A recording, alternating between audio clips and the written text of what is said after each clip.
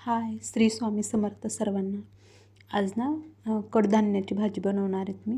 तर इथं सर्व कडधान्य घेतलेले आहे मी. तुरी, चवळी, मूग, हरभरा, मटकी, वाटाणा सर्वांना रात्रभर भिजवत घातलेलं आहे. आणि छोटे छोटे कोंब आलेले त्यांना, कारण का एकच रात्रभर ठेवलेलं आहे मी. सर्व कडधान्य घेतलेले आहे.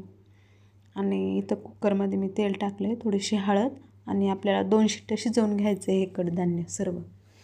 कडधान्याची भाजी एकच नंबर, खूप पौष्टिक आहे. परत आपल्यासाठी खूप स्वादिष्ट आणि पौष्टिक ही भाजी आहे. तर कुकरला लावले मी, 2 शिट्ट्या शिजवून घेतल्या.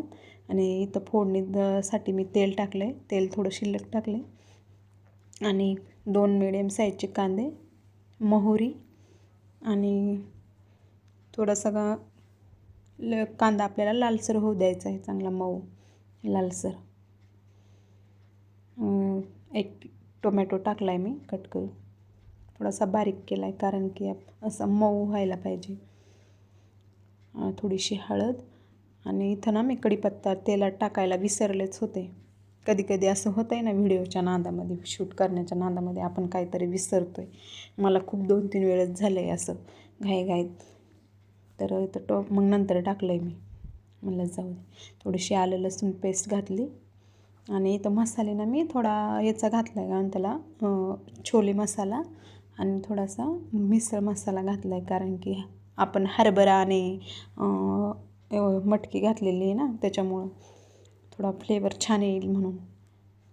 आणि बाकी मग आपले घरगुती कांदा लसूण मसाला, गरम मसाला आणि किचन किंग, आणि एक बटाटा घातला आहे.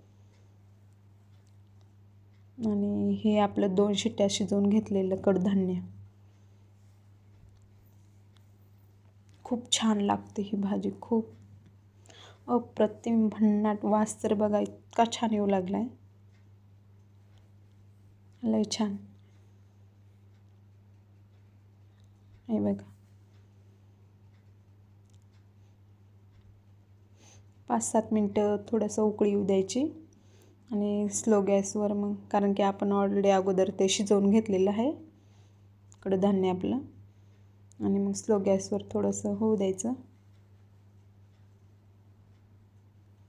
बघा, थोडीशी कोथिंबीर घालते वरून. छान, तरी पण छान आले.